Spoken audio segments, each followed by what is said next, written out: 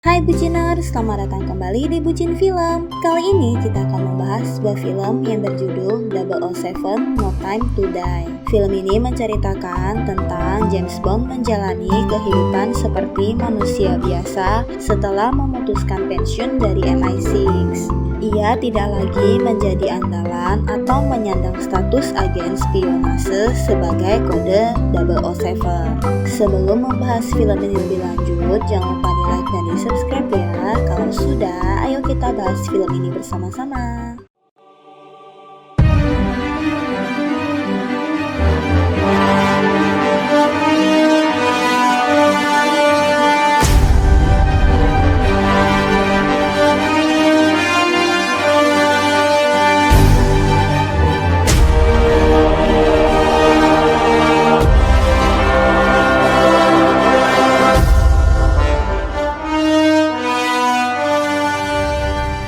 Film dimulai, ada seorang pria sedang berjalan di jalanan penuh salju dengan senjata. Seorang anak perempuan sedang bersama ibunya yang sepertinya adalah seorang pecandu. Rumah perempuan ini kedatangan tamu tak diundang. Orang yang datang adalah orang yang berjalan di hutan. Anak itu berusaha membangunkan ibunya. Namun ibunya tidak menghiraukannya. Pria itu masuk ke dalam rumah dan menanyakan apakah ada Mr. White di sana. Perempuan itu bilang tidak, dia sedang pergi. Pria itu bernama Lucifer Safin. Anak perempuan itu sedang bersembunyi. Safin kemudian menembak wanita itu. Dia kemudian berjalan mencari anaknya yang bersembunyi. Nama anak itu adalah Madeline. Saat Safin mengetahui keberadaan Madeline, Madeline langsung menembaknya. Dia melakukan itu untuk melindungi diri. Madeline memindahkan jasad Safin, namun Safin terbangun lagi. Dengan sangat cepat, Madeline melarikan diri. Pria itu masih mengejar Madeline dengan keadaan kesakitan. Madeline menginjak sebuah air yang membeku, kemudian dia terjatuh. Safin kemudian menariknya ke atas. Terlihat ada seorang wanita yang sedang berenang. Wanita itu adalah Madeline yang sudah dewasa. Dia sedang bersama kekasihnya yang bernama James Bond. Mereka sedang melakukan liburan. Mereka mengobrol tentang masa lalu mereka yang mereka sembunyikan satu sama lain. James meninggalkan Madeline pagi-pagi. Dia mendatangi sebuah tempat dan menemui seorang pria. James mendatangi pemakaman yang bernama Vesper. James bilang dia merindukannya. Tiba-tiba tempat itu diledak dan James terjatuh. Untungnya dia masih bisa menyadarkan diri. James berusaha menghubungi Madeline namun tak ada jawaban. Dia berlari keluar dan bertemu dengan pria yang dia temui sebelumnya. Tiba-tiba saja James ditabrak mobil dari dua arah dan dia ditembak. James melompat ke bawah dan berusaha melarikan diri. James bertemu dengan pria yang mengendarai motor lalu menyerangnya. Pria itu bilang kalau Madeline adalah putri dari Spectre. Lalu pria itu pun tewas. James menggunakan motor untuk kembali ke hotel di mana dia dan Madeline menginap. Saat Madeline melihat James yang terluka, dia kaget. Namun sepertinya James marah dan mengira kalau Madeline lah yang memberitahu para musuh kalau dia berada di mana. Sehingga para musuh bisa dengan gampang mencari James. Namun Madeline bilang dia tidak tahu apa-apa. James membawa Madeline pergi dari hotel. James mengebut dengan cepat karena mereka dikejar. Madeline mendapat panggilan di teleponnya. James mengangkat telepon itu. Dan dari telepon itu seakan-akan kalau Madeline telah melakukan semua itu dan ayahnya akan bangga kepadanya. Padahal Madeline tidak tahu apa-apa. Madeline bilang dia tidak mungkin mengkhianati James. Mobil mereka ditabrak dan dihampiri para musuh secara berbarengan lalu ditembak. Seorang pria mendekati mobil mereka dan terus menembak. Namun James hanya diam dan tidak melakukan apa-apa. Madeline meyakinkan kalau dia bukan dalang dibalik semua itu. James kemudian menyalakan senjatanya dan menembak massal para musuh. James membawa Madeline ke kereta dan mereka berpisah. James bilang kalau Madeline tidak akan melihatnya lagi. 5 tahun kemudian, ada beberapa orang bersenjata berjalan di gedung tinggi. Mereka membobol dan masuk pada gedung itu. Gedung itu adalah sebuah lab. Salah satu peneliti di sana mendapat telepon kalau Spectre telah masuk, dan dokter itu disuruh untuk tidak mencegat mereka. Pria yang menelpon bernama Savin. Savin bilang itu adalah yang mereka nantikan. Mereka akan menyuruh dokter yang bernama Valdo ini masuk ke lemari es keamanan Bio level 4 dan mengekstrak senjatanya. Orang lain tidak boleh melihat tindakan Valdo. Mereka tidak akan membunuh Valdo karena mereka berpikir kalau Valdo itu penting. Valdo terlihat sedang memindahkan sebuah file. Tiba-tiba lampu gedung mati. Kemudian sistem keamanan gedung menginfokan kalau ada akses ilegal teridentifikasi. Lalu tempat itu ditembak. Seorang pria menyuruh Valdo membuka lemari es keamanan level 4 seperti yang Savin katakan. Valdo dan salah seorang rekannya yang bernama Hardy membuka lemari es itu dan mengeluarkan sesuatu dari dalam sana. Hardy ditembak mati di tempat. Valdo pergi dengan membawa barang yang para penjahat itu inginkan. Ternyata lab itu tidak terdaftar resmi. James terlihat sedang berada di laut dengan kapal sehabis memancing. James kembali ke rumahnya dan menemukan sepuntung rokok sisa. Dia membersihkan diri dan pergi ke sebuah tempat. James diikuti oleh seseorang. James sadar dan dia membuat mobil yang mengikutinya berhimpit bersama mobilnya. Ternyata yang mengikutinya adalah rekan lamanya. Mereka kemudian pergi ke klub. Salah satu rekannya memperlihatkan foto Valdo. James bilang dia tidak kenal dengan Valdo. Kata rekannya, Valdo pernah membelot selama masa jabatan James di MI6. Kemudian mereka memberitahu kalau Valdo diculik dari lab rahasia MI6 di London. Rekannya bilang kalau CIA tidak seperti dulu lagi. Salah satu rekannya yang bernama Felix bilang kalau dia membutuhkan James dan hanya James satu-satunya orang yang dia dapat percaya. Namun, James tidak menjawab dan langsung meninggalkan Felix. James kembali ke mobilnya, tetapi mobilnya mogok. Seorang wanita yang bernama Nomi yang James temui di klub datang dan memberi James tumpangan. Mereka mengobrol dan saling memperkenalkan diri di sepanjang jalan. Nomi ternyata sengaja merusak mobil James. Nomi menyuruh James jangan mendekati Valdo. Kalau James menghalanginya, Nomi akan menembak lutut James. Nomi bilang dia adalah 007. Nomi melempar sebuah ponsel kepada James. James menelpon seorang anggota MI6 yang bernama M. M menyuruh James jangan ikut campur karena tidak ada kaitan apapun dengan James. James bilang itu ada kaitan dengannya karena Spectre terlibat. James menanyakan apa yang M lakukan. M langsung mematikan teleponnya. James menelpon Felix dan memberitahunya dia akan bergabung. Felix menyuruh James untuk menemui seorang wanita di Santiago. James menemui wanita itu yang bernama Paloma. Paloma memberikan setelan jas kepada James dan James mengganti pakaiannya. Paloma memasangkan sebuah in-ear di kuping James agar dia bisa tetap mendengar suara James. Terlihat Valdo sedang menguji coba sampel senjata yang dia ambil. Valdo menukar sebuah USB yang akan dia perlihatkan kepada Spectre. Paloma dan James sedang berada di klub Spectre dan semua agennya ada di sana. James menyadari ada salah satu agen Spectre yang bernama Cyclops temannya. Paloma menemukan target yang diincar yaitu Valdo. Namun mereka mengetahui kalau ada James di sana. Mereka menyemprotkan racun kepada titik di mana ada James di sana. Orang-orang di sana satu persatu tewas. Valdo sengaja merancang virus itu dan menukarnya. Dia membuat hanya Spectre yang akan mati saat terpapar virus itu.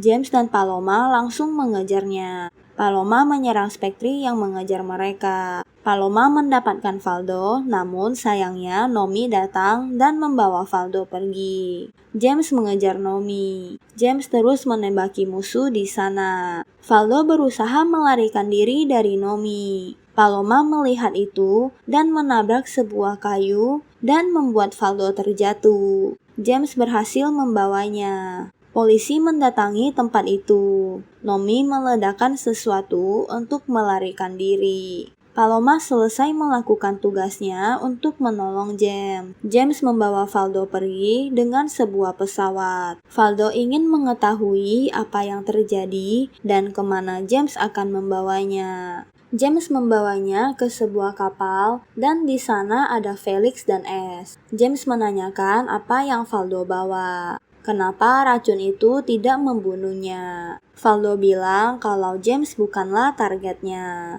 Valdo mengubah DNA-nya. James merasa ada yang aneh. Dan tiba-tiba Ace menembak Felix. James kemudian menyerangnya. Ace adalah orang yang di pihak Safin. James gagal mengejar Ace dan Valdo. Ace pergi dengan pesawat, lalu dia menembak kapal yang di dalamnya ada James dan Felix. Kapal itu penuh dengan air. James berusaha menyelamatkan Felix. Felix menyuruh James melepaskannya, dan Felix pun tewas. James berusaha keluar dari kapal yang sudah tenggelam, dan dia berhasil. James mendatangi kantor MI6. James menemui M. James ternyata bekerja untuk CIA. Orang yang mencoba membunuh James saat di Kuba adalah Blofeld. Tapi ada seseorang yang membajak rencananya. James bilang kalau siapapun yang mencuri senjata M menggunakannya untuk memusnahkan Spectre. Dan sekarang senjatanya dibawa pergi. James bilang dia bisa mengenali orang yang membawa Valdo. James ingin Blofeld sebagai gantinya saat dia telah menemukan Ace. Namun M bilang itu tidak mungkin karena mereka berada di Belmars. James tahu itu karena dia mengontrol Kuba dari Belmars. James memberitahu kalau Felix telah meninggal. James meminta akses untuk ke Belmars namun M tidak memberinya. M bilang dia tidak mau mengambil resiko. Hanya Blofeld satu-satunya anggota Spectre yang masih hidup. James mendatangi rumah seseorang yang bernama Q dengan seorang wanita yang bernama Moneypenny. Dia memberikan sebuah USB dan menyuruh Q untuk menjelaskan apa isinya. Di dalam itu ternyata ada basis data DNA sejumlah individu. Mereka menemukan file rahasia. Ada ribuan DNA di dalam itu. Moneypenny bilang terjadi kebocoran basis data di seluruh dunia yang menyimpan informasi DNA. James menanyakan siapa yang bisa memberinya akses untuk ke Belmars. Madeline bekerja sebagai psikoterapis. Dia sedang bersama dengan seorang pasien, dan pasien itu adalah Safin. Safin membawa sebuah kotak dan memperlihatkannya kepada Madeline. Di dalam kotak itu adalah sebuah topeng yang dikenakan oleh pria yang mendatangi rumahnya dan membunuh ibunya. Safin adalah pria itu. Safin bilang kalau ayahnya Madeline membunuh keluarganya. Safin membutuhkan bantuan Madeline. Dia ingin Madeline mengunjungi seseorang dengan menggunakan topeng itu, karena hanya Madeline yang bisa melakukannya. James menemui seseorang dan memberitahu kalau dia berhasil menemukan basis data Blofeld. James kemudian mendatangi MI6 dan ada rekan lain di sana. James kembali menjadi anggota Double O. Mereka sedang menganalisa mayat-mayat yang tewas di Kuba. Mereka menemukan Herakles di dalam sampel darah mayat-mayat itu. Dalam racun itu ada nanobot. Nanobot adalah robot biomikroskopis yang dapat memasuki sistem dengan sentuhan sedikit saja terhadap kulit. Diprogram dengan DNA untuk menargetkan individu tertentu. Herakles dirancang untuk menjadi senjata paling efisien di gudang senjata Double O. Itu bisa melewati orang tanpa melukainya sebelum mencapai target yang dituju. Tapi Faldo memodifikasi nanobot agar mereka membunuh siapapun yang berkaitan dengan target. James diperintahkan untuk mendatangi Blofeld dan menemukan Faldo. Madeline sedang berada di MI6. Madeline terlihat sedang menyemprotkan sebuah cairan pada pergelangan tangannya. Q sedang meneliti bola mata Blofeld. Madeline ikut bekerja sama dalam menangani kasus ini. James dan Madeline sangat canggung. Madeline pergi meninggalkan James yang akan berbicara dengan Blofeld. Blofeld menanyakan apa yang James mau. Q menemukan S, pria yang membawa Faldo kabur. Blofeld membawa Madeline dalam percakapan mereka. James meminta Blofeld menyebut sebuah nama. Blofeld menyebut nama Madeline. James menanyakan siapa saja orang yang dibalik semua itu. Namun, Blofeld hanya terus membicarakan hal lain. Blofeld bilang dialah pelakunya. Blofeld bilang satu-satunya yang tahu segalanya adalah Madeline. James kemudian menyerang Blofeld. Tanner berusaha menghentikannya, tapi Blofeld telah tewas. Pada lengan James ternyata ada Herakles yang membuat Blofeld tewas. Padahal James tidak benar-benar menyakitinya sampai tewas. Cairan yang Madeline semprot pada lengannya sebelumnya adalah Herakles. Dia sengaja membuat James memegang lengannya saat menahan dia keluar dari tempat dia akan bertemu dengan Blofeld. James mendatangi sebuah rumah di tengah hutan dan siap dengan sebuah pistol. Ternyata itu adalah rumah Madeline. Dia datang menemuinya. James meminta Madeline memberitahu siapa yang memberinya racun itu. Tiba-tiba ada seorang anak perempuan mendatangi James dan Madeline. James mengira kalau itu adalah anaknya yang lahir dari Madeline, tapi Madeline bilang bukan. Madeline menunjukkan sesuatu kepada James. Itu adalah ruang rahasia ayahnya Madeline. Blofeld memerintah ayahnya Madeline untuk membunuh sebuah keluarga. Namun anaknya selamat. Anak itu adalah Lucifer Safin. Madeline menceritakan saat dia kecil dan Safin mendatangi rumahnya. Safin ternyata menyelamatkan Madeline saat dia berada di bawah es. Safin ingin balas dendam. Keluarga Safin mempunyai sebuah pulau yang dinamakan Pulau Racun. Blofeld mengambilnya dari mereka dan terus mengelolanya. Dan Safin sekarang mau mengambilnya kembali. James menyuruh Q untuk mencari Safin. Mereka menemukan pulau yang dimaksud. Di sana ada pabrik kimia yang berasal dari Perang Dunia Kedua. James dan Madeline mengemas barang-barang dan membawa anaknya pergi dari rumah Madeline. Mobil yang dibawa James dikejar oleh dua mobil lain. Lalu mobil mereka saling menabrak. Untungnya James berhasil menyelamatkan mobilnya. Tapi ternyata masih banyak orang yang datang mengejarnya dengan motor, mobil, dan bahkan helikopter. James mengendarai mobilnya masuk ke tengah hutan, dan mereka keluar dari mobil itu. James hampir ditembak, namun dengan cepat musuh itu ditembak kembali oleh Madeline. James menyuruh Madeline dan putrinya bersembunyi pada sebuah rumah kosong di tengah hutan. Dia menembak sebuah mobil lalu membuat sebuah jebakan di hutan. S mencoba menembak James, namun James berhasil membuat mobilnya terjatuh, dan S pun tewas. James mendengar suara tembakan Madeline dan langsung mencarinya. Namun saat dia kembali ke rumah kosong itu, Madeline telah pergi dari sana. Nomi mendatangi James dan memberinya tumpangan. James memberitahu kalau mereka membawa Madeline dan putrinya. Q Q memberi jam tangan kepada James. Jam tangan itu berisi pulsa elektromagnetik dengan radius terbatas. Itu akan memperpendek sirkuit apapun di jaringan berkabel jika jaraknya cukup dekat dan kekuatannya cukup kuat. Q telah memberi senjata-senjata yang akan mereka butuhkan. Safin membawa Madeline dan putrinya.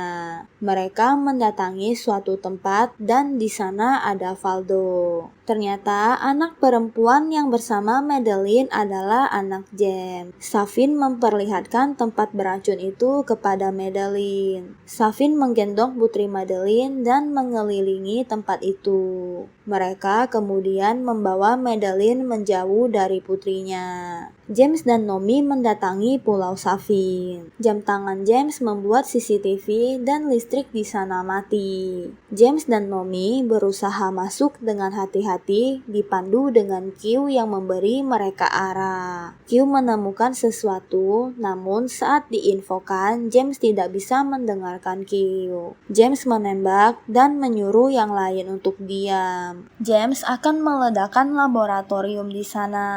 Safin mengetahui kalau James datang. Safin ingin berbicara dengan James. James menanyakan di mana Safin kepada Valdo. James menyuruh Nomi meledakkan semuanya jika dia tidak kembali saat menemui Safin. Seorang penjaga memaksa Madeline meminum teh. Madeline bilang teh itu akan membuat seseorang buta. Madeline kemudian menyerang penjaga itu dan menguncinya. James mendatangi Safin yang sedang bersama putri Madeline yang bernama Mathilde. Safin bilang kalau dia dan James mengembangkan metode yang sama demi tujuan yang serupa. Safin menyuruh James jangan mengganggu tumbuhan beracunnya. Maka Safin juga tidak akan mengganggu orang yang dicintai James. Dia menyuruh James untuk matikan peledaknya dan pergi dari pulaunya. Dan James juga boleh membawa Mathilde pergi,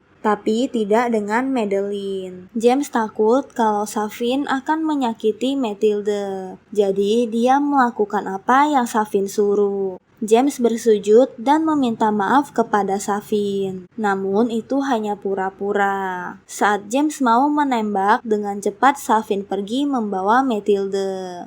Mathilde menggigit tangan Safin. Safin kemudian menyuruh Mathilde pergi sendiri. Q mendapati kalau ada kapal yang mendatangi pulau itu, dan mereka juga kehilangan sinyal dari Double O. Nomi mendorong Valdo ke sebuah kolam yang dapat langsung membunuh orang yang masuk ke dalamnya. Madeline kemudian menemukan Mathilde. Q kembali terhubung dengan James. James memberitahu kalau seluruh pabrik itu adalah pabrik pembuatan Herakles. James mengantar Madeline, Mathilde, dan Nomi pergi lewat sebuah kapal, dan dia sendiri kembali ke markas Safin. James ingin meledak tempat itu, namun M tidak mau kejadian itu menjadi perang besar-besaran. M menyuruh James untuk berpikir rasional. James menembak semua musuh yang dia lihat. James dilempar sebuah bom, namun James dengan cepat melempar bom itu ke atas. James diserang dan dilempar bom lagi. Untungnya dia masih selamat dan kembali menembak. James membunuh seseorang dengan jam tangannya. James berhasil menemukan ruangan kendali dan membuka semua panel di sana. Dia menyuruh M untuk meluncurkan rudalnya.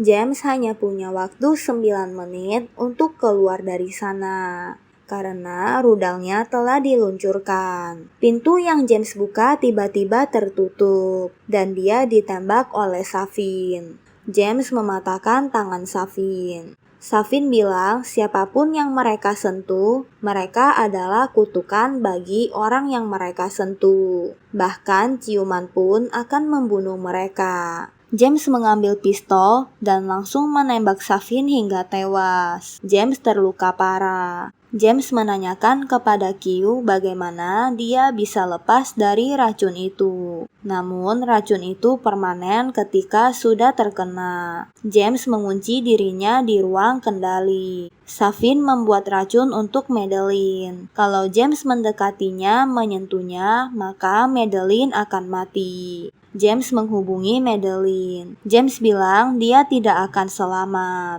Madeline tahu kalau James telah diracun. Kemudian tempat itu meledak. Para anggota MI6 bersulang untuk mengenang kematian James. Dan film pun berakhir.